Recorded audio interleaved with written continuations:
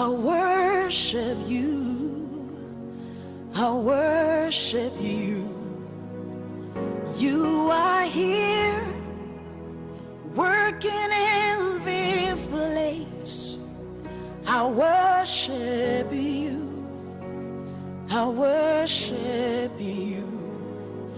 You are here working in this place. I worship you. Well, hello, Detroit. Welcome to Helen's Heavenly Delight. I hope you had a wonderful Thanksgiving because I did. This is my second show, and I'm not as nervous as I was on the first show. You guys really helped me. Now, listen to me very carefully. Every show is dedicated to God because without God, Helen's Heavenly Delight wouldn't be here.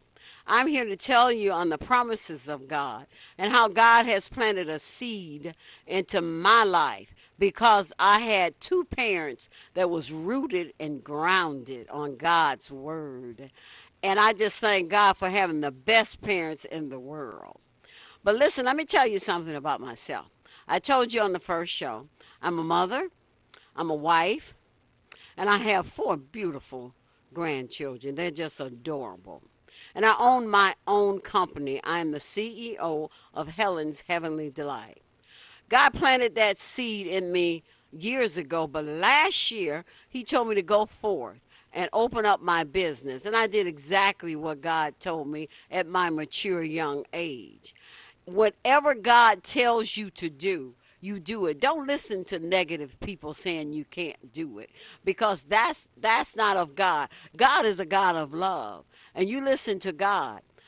I do wedding cakes. I do variety of cupcakes. As you can see some of my baked goods here. I do peach cobblers. I do Bible cakes. I do cakes that's made like purses. I do every kind of dessert that you want, and I also do catering. And I will come to your house and cook for you. God has truly blessed me with this wonderful talent, and that's not the only talent that I have. Now listen to me carefully again. Without God, nothing is impossible because this is the day that the Lord has made, and we will rejoice and be glad in it. In every show, I will have a wonderful special guest. Last week, I had my pastor, Pastor Lenal Caldwell from First Baptist World Changers. And today, I have a special guest. And you're going to enjoy it. You're going to enjoy every show because every show is going to talk about God has inspired these people and how God has elevated them. God will elevate you also if you listen to God and don't listen to negative people. God has elevated my children, whom I'm very proud of, and my husband, who's very supportive. He's wonderful, too. I thank God for him. Now, we're going to take a short break in a few minutes, and we're going to come back with a wonderful guest. Wonderful, and he's very delightful, very comical, too. He likes to tell stories, too. So you're going to enjoy this show amongst all the rest of the shows, okay? So you just relax and be ready because guess what? When you least expect it, you are selected. You're the star. Smile. You're on Helen's Heavenly Delight. We'll be back shortly in a little while to be back with my very special guest. Okay? Thank you so much for tuning in. I'll see you when I come back.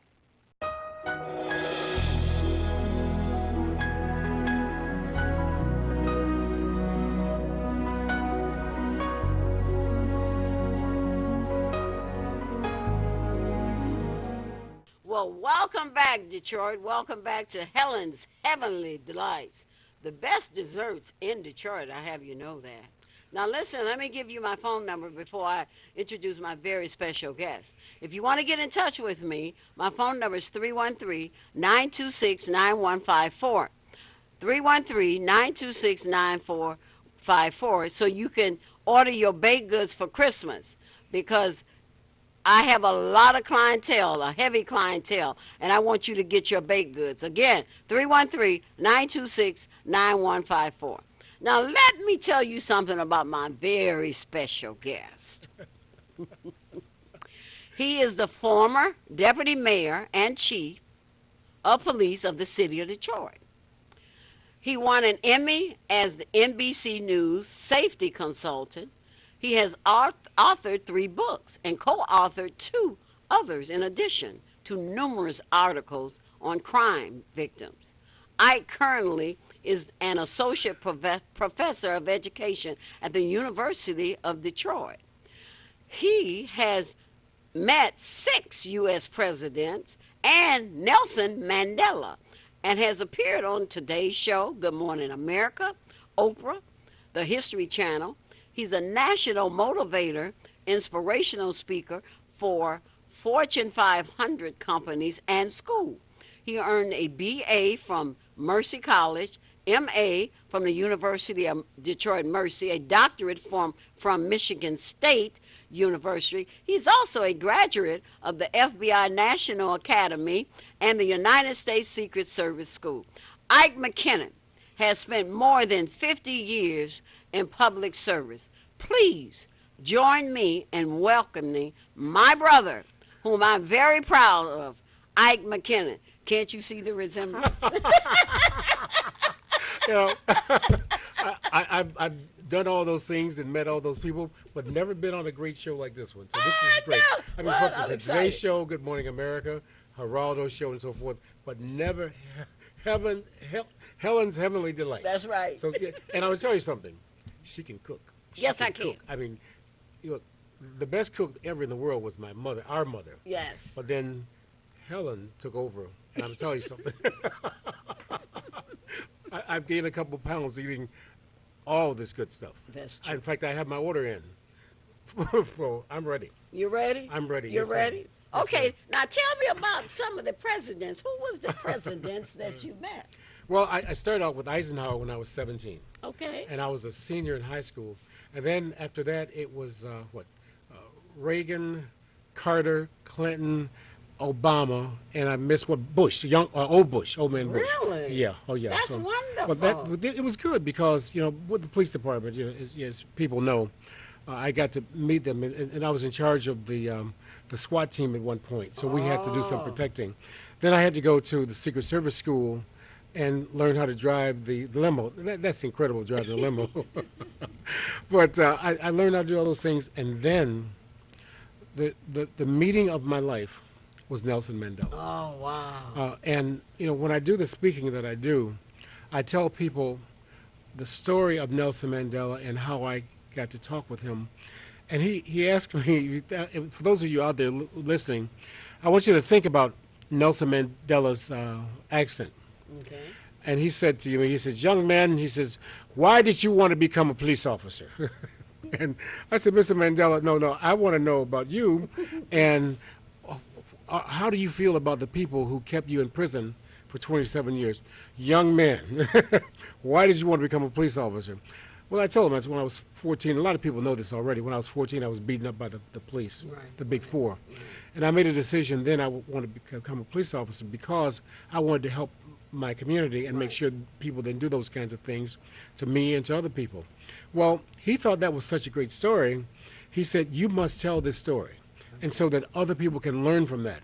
I said, but Mr. Mandela, I'm just this guy from Detroit. I started in the Brewster Projects and other places. I said, look, why are you angry at the people in South Africa for keeping you in prison for 27 years? And this is what he said, and I use this all the time. He said, in my heart, I want to kill all the white people in South Africa. But in my head, I knew that I couldn't do that because if we started killing them, they would kill all of us because they had the Army, the Navy, the Air Force. He said, so we had to use our wits. And so when I tell young people this, and which he impressed upon me, use your mind. Use your mind. You got to think about this. I mean, your heart, and your head, and use that. You live longer, You know, and Daddy, our father, That's used to say right. the same thing. He said, use mother wit. And people my age, and so you younger than me, so use mother wit. And he said, you'll be better. You know, Daddy had a second grade education. Yes, he But he would always talk about life and bettering yourself. That's true. And people, you know, no, my daddy at second grade, he owned 3 houses. True. I mean, there was always something working there. And I think that's where we, Yes. number one, we family. Number Right. 2, church. You know, and number 3, this wanting to work and work and work, and that's what we do. You know? That's what we do. Oh, yeah. Now, how has God impacted the promises in your life? Well, I'm glad you asked that, because people don't. They see me as this former police person, and now as a professor and speaking and so forth. But there are things that happen in your life, That's true. which I call a significant emotional event. And when our father, Daddy, and our brother, Cody, were driving down to our grandmother's funeral in Alabama, Yes. we were, and this is 1957, and we were on the way back from Montgomery, and it's probably about 1 or 2 in the morning, and I'm 14 years old. And this car with these 6 young white men pulled up next to us, yelling names at us. People didn't have air conditioning in their car Right, then, right. but they're throwing bricks and bottles at our car, and Daddy's trying to outrun them. Well, you know, we're both speeding on the highway, and there was not as much traffic then. But we came literally to a fork in the road, and Daddy went right, and they went left, and he pulled into the Shell gas station. Oh, my God. And he said, now if they come back, he said, he called me Sonny. He said, Sonny, you take the baseball bat. He said, Junior, he said, you take the tire iron. He said, now I'm not going to let anything happen to you. Now you think about this. Dad was telling us this when I'm 14. I'm going to protect you from these 6 men. And so, sure enough, the car comes back, and these 6 young white men came out. They had the bricks and bottles and name calling and how they're going to kill us. And I'm 14 years old. Yeah, I want to live. And all of a sudden, out of the Shell gas station walked these 4 white soldiers. Lord Jesus. 4 white soldiers. And they said to these white men, what are you doing? And they told them they're going to kill them, name calling and everything. And they said, no. These 4 white men, they said, if you fight them, we're going to fight with them. And I went, whoa, man. And so, of course, these young white men called them names and everything, but they left. And so after this, Daddy, he thanked these young men. We never knew who they were. I wish I knew who they were, but they saved our lives. And so Daddy pulled me to the side. He said, now, see, Sonny, let me tell you something. There's good people in every group. That's true. There's good people. See, those 4 young white men didn't have to help us. He said God was here to protect us. Yes, yes. God was here to protect us. And he said, always remember this. There's good and bad in every race. That's true. And that stayed with me. And so now, I mean, and I've been shot at 8 times. I've been stabbed twice. I've been in so many things with the police and so forth. And every time I look at this stuff, I smile. I said, you know, this is exactly what Daddy said, you know. There's good and bad, but God's going to protect you. Yes. You got to do something to protect yourself, too. It's like the man on the house, and it's flooding. Yeah. You know? Yeah. And he said, God's going to save me. The guy came by. Right. He said, no, you got to protect yourself, too. You That's got to do true. something. And this is what it is. So this is my belief. And at this day, I'm 74 years old. I'm sorry, I'm 39. It's Jack Benny. Remember, I don't know if you guys remember Jack Benny, but Jack Benny, he never went over 39. It was funny because our mother, she used to tell people she's 39. And so we'd always laugh about that. Yeah, I said, yeah. I'm never going to pass 39 either, Right, you know. right. No, it's 39 and age has caught up with me. But that stays with me. I Yeah. mean, in God terms of- has truly Oh. blessed us, really. Oh, He yeah. has. Oh. I mean, he has elevated you, and now it's my turn. That's right. And I'm telling you, listen, look at this. Yes. I mean, I'm not here as a huckster. I'm here to tell you, if you want some good cakes and pies, my sister, Yes, you know. yes. But it's much more than that. I mean, as a mother Yes. who's taking care of her children, and there's been good and bad times, but she's always been there. And now, I mean, she's doing this. It's interesting. We were talking about this before the show. Neither one of us is going to retire. Never, never. You know, because it's fun to do this. Yes, it is. And you're trying to help people. Yes, I am. And one of the most important things that I'm trying to do right now is help our young people within our community. Yes. They need help. Oh Lord, and again, as I travel around the country and talk to young people, black and white or whatever it might be, about what they have to do to prepare themselves for the future. That's true. And because nobody's going to give you anything. That's true. Because if you wait for people, we can see what's happening right now in Washington and things that's been stopped. Right. So we have to prepare ourselves. That's true. Like Daddy said, mother wit. That's true. Get here. Get it up there. That's right, because Daddy, he took care of our family. That's right. That's right. And my mother never worked No. at all. No. My no. daddy, he was strong with it. I'm telling you, Daddy was a little bitty man. How tall was he? 5'9", 150 pounds, and he had these big arms. Yeah, he was strong. Yeah, and he was a tough guy. Yes, tough he guy. was. But he was a loving guy Yes. who did everything he could for his family. Yes, you know, he and did. that's I think that he set a good example for us. Yes, he sure did. And as much as we didn't like it at the time, we went to church every Sunday. Every Sunday. I mean, every Sunday, Every Sunday. But what was bad about that? Now listen to me, please. See, you know why I get that. Listen to me. The boys, they didn't have a car, so we had to walk to church. The girls took the bus, and the bus was a nickel. so 15 cents. Gloria wasn't old enough that time. That's our youngest sister. But my mother, my two sisters, 15 cents. But he made us walk, sweating and everything. He said, boy, you got to learn to be tough, but you're going to church. Yes, yes. Right. That's rooted in the Word of God. But Yeah. so please, let your sons ride too. let them ride the bus. Yeah, let them ride the bus. But God has truly blessed us and blessed our children. And you have a granddaughter. I have the most beautiful granddaughter in the history of the world. Yes. And I'm sure there are other people that saying the same thing about their grandchild too. But my granddaughter, her name is Zoe. Zoe. Zoe, and they live in California. My son, his job took him, and his wife took him out to California. And of course, they won't move back, to this Can you area. blame them? No. We were just with them in Hawaii. 10 days. 10 wonderful days in my Hawaii. God. 10 wonderful days, and if they keep paying, we'll keep going. I know, that's right. So now, listen to me again. Now, get your kids to pay for you. Get your kids to pay for you go. Yes. That's what kids should do. Now, listen, children.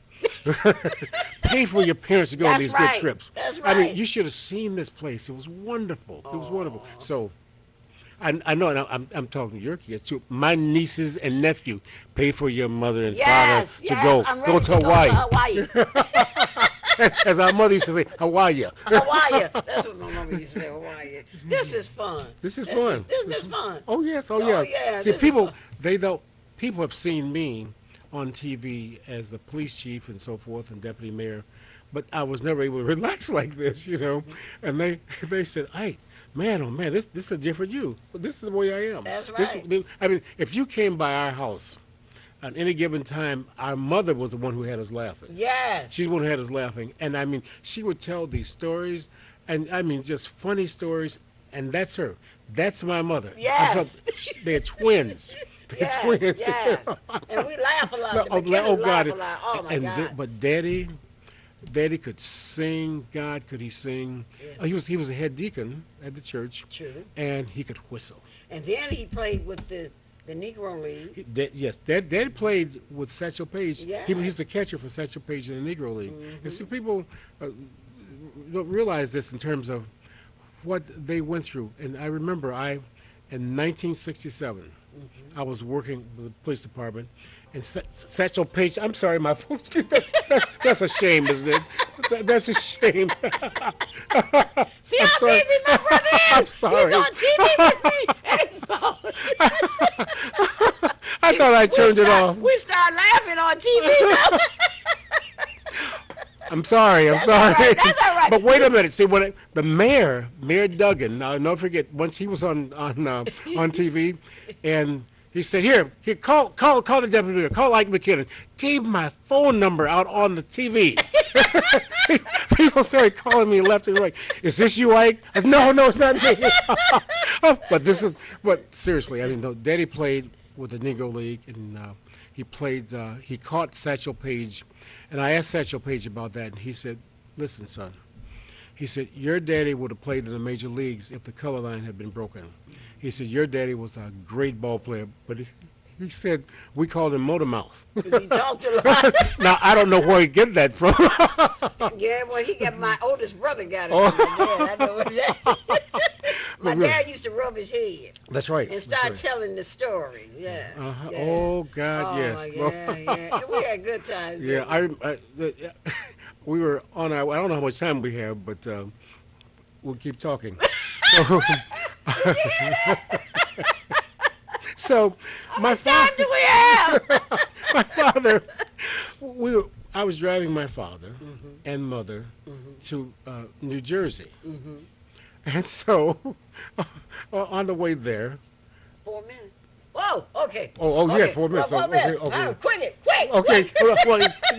So Daddy was telling how he had flown. He had been in planes. I flew in the war and all this stuff. But anyway, so he started having some prostate problems. Okay. And so we took him to the hospital, and the doctor said, you got to go back to Detroit. You're going to have surgery here.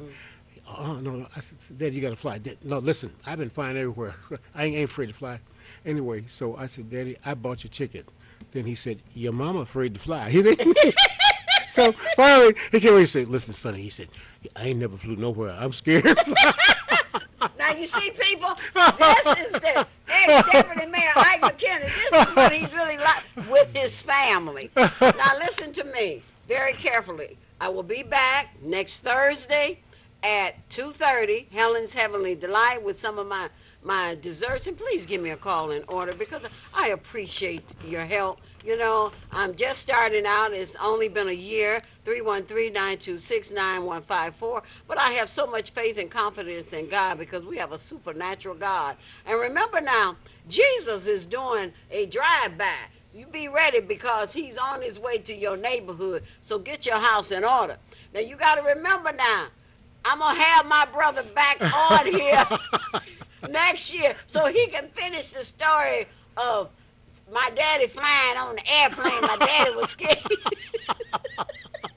Boy, I ain't scared. My daddy was something else. He was something else. He was very strict. And he had to tell you the story about when my daddy was praying one time. Don't tell that. Don't tell that story. I can't tell that story. My daddy caught me going in his wallet. But it wasn't his fault. It was my brother's fault. My oldest brother come to my do this. And so I never did that no more, because my daddy beat him with a razor strap. Still hurting. So that's why he turned out to be a police officer. He said, I'll never do that no more. Never do that. But we had wonderful parents, and my mom and dad did like God told them, you know. And God is awesome. And I appreciate you. And I'll see you next week, the same time. Helen's Heavenly Delight. God bless you all. I love you. Come on, say the last word. I'm out of words right now. I'm out of words. Merry Christmas. Merry Christmas. Merry Christmas. God bless you all.